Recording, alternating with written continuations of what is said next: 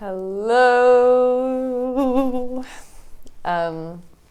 It's your very cold but curly and connected and calm sister coming to you after a really delicious private client call, and I just wanted to share a little bit about witches and the psyche and the soul and the importance of a spiritual practice in whatever form that means for you. So I am going to do the witch masterclass next, and I've been really researching and looking into what happened during the witch trials, which was a brutal destruction and violent aim to really create a severing between women and nature and women and their spiritual nature. This was done because man wanted God to become something outside of ourselves. And as we know, God is us. We are God because we are nature, because nature is God. And so by creating this severing, especially between women and earth-based spirituality, they could now put God in a building or in a form that needed to be separate to us. And therefore we forgot our own power, because spirituality, spirit is power. It is a sense of trust in the deepest part of who we are and what we're capable of. And so, to not get too much into the politics of it, ultimately, when I speak of witches, I speak of the reclamation of the spiritual nature of women. And what that looks like is trusting our intuition, trusting our bodies, trusting these synchronicities, psychic gifts, the downloads, the dreams, the moments of magic that cannot be explained by a book or an expert or anyone or anything that lives outside of you, because it is a deep intuitive inner knowing. And the intuition lives inside of your body. And how you get clearer on your intuition is through building self-esteem. And self-esteem comes when you stop giving a fuck what everybody else thinks and you really listen and trust yourself. And with so many, almost every single woman that comes to me and works in my containers or my private clients, they go through a process of death. And what I mean by death is a process of change, a letting go of an old identity or group of friends or job or relationship, anything that stands in the way of them expressing this newfound spirit, trust, empowerment of who they really are. And that can be fucking triggering for people who are not living embodied or in a space of spiritual trust. And what it does for the people around you is it makes them either judge or fear or try to stop you from accessing, because they ultimately are afraid to lose you.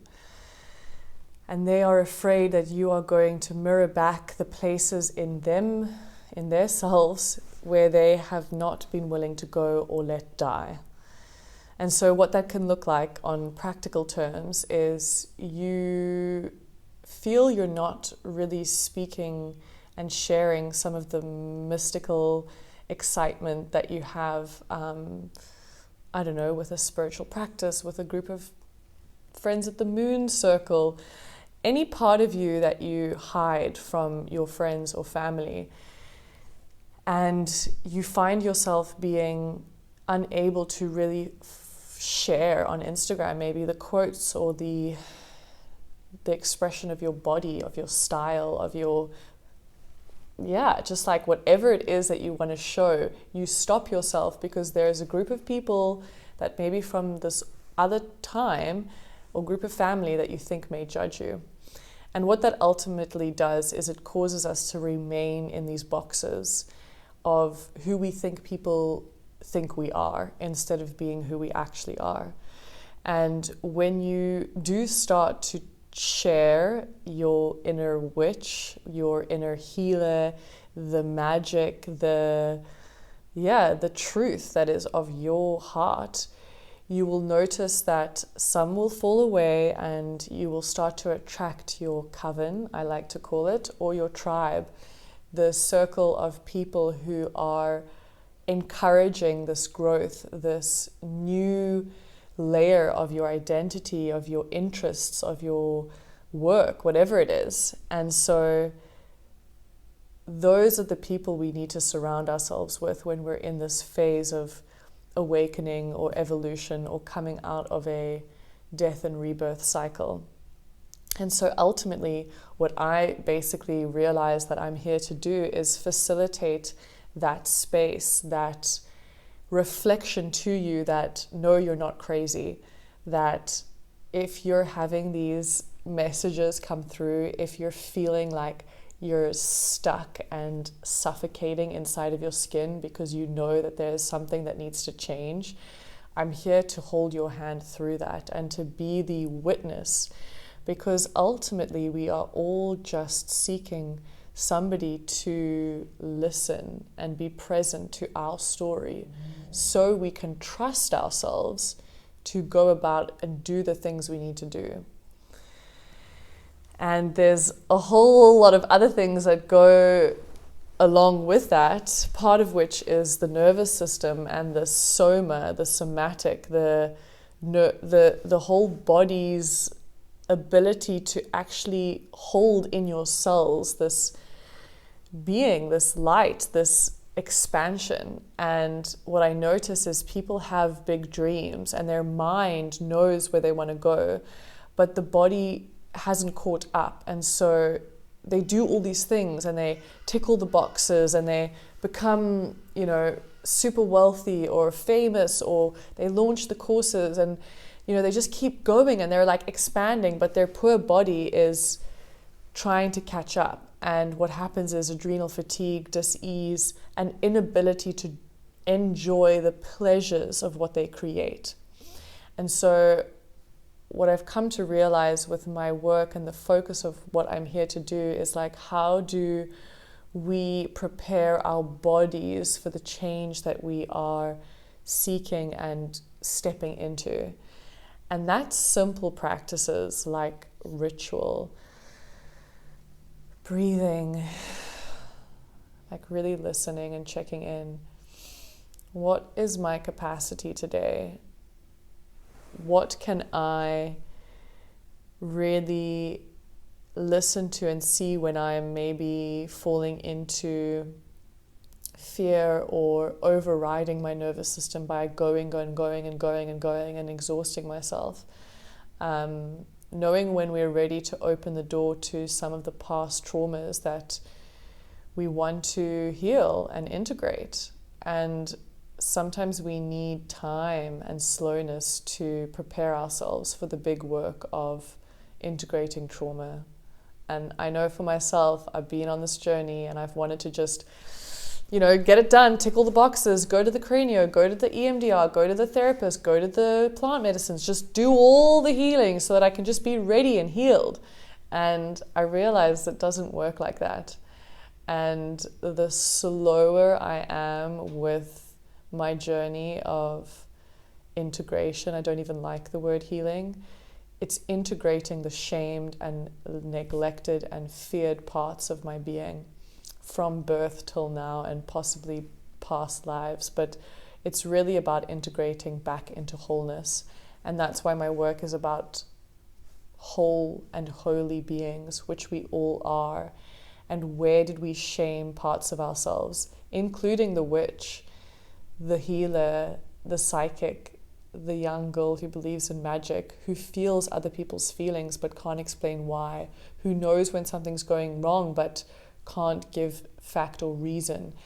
That very sensitive being who feels everything, who's connected to nature, who knows that she is one with the elements, that her fire is the fire that she lights.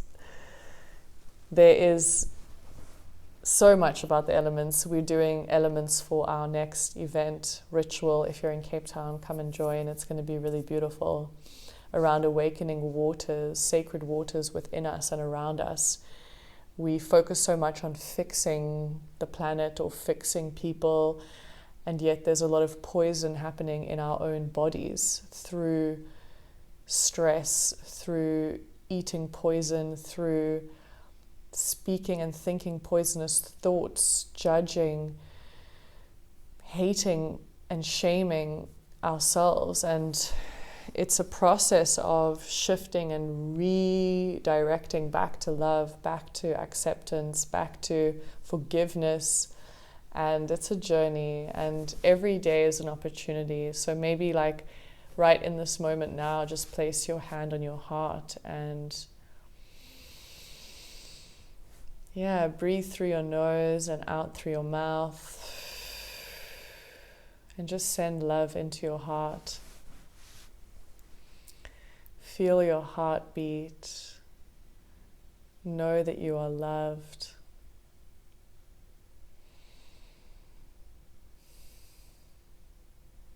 Because we have to start by loving ourselves, by giving our inner child, teenager, adult, the love that we seek through the work we do, which ultimately is just wanting to be validated, wanting to add our piece to this pie of life. And when we act from a place of integrity and deep love, we no longer need that validation in the same way. And it then becomes this dance of expression and just pure art and truth and excitement and joy.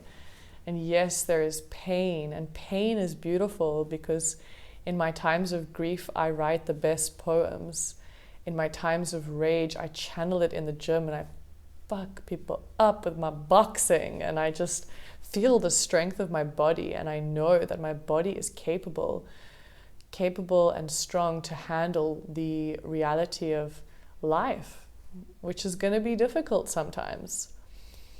And then from that place, I can go home and I can have a bath and I can surrender. And I can enjoy pleasure, and I can support and be of service in the best way that I know how in this moment. So I'm out here. I redid my website. I simplified a lot of things. I am excited to open the container to my fellow witches who are looking to really be seen and to know that they're not alone in their unraveling and awakening of their gifts.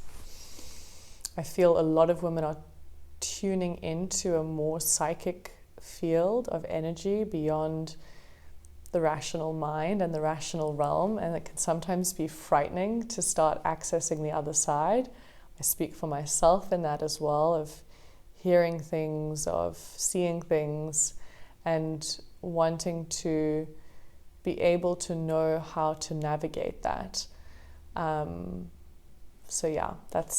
what the Witch Masterclass is about. It's about trust. It's about opening up our next level of power, spiritual power. Power being the empowerment of our soul in this human form.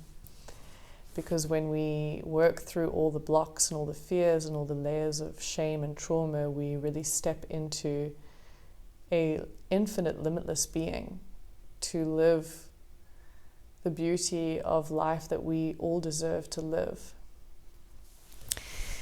And so yes, that's my little spiel for the day. I don't even know what day it is. Tuesday sermon.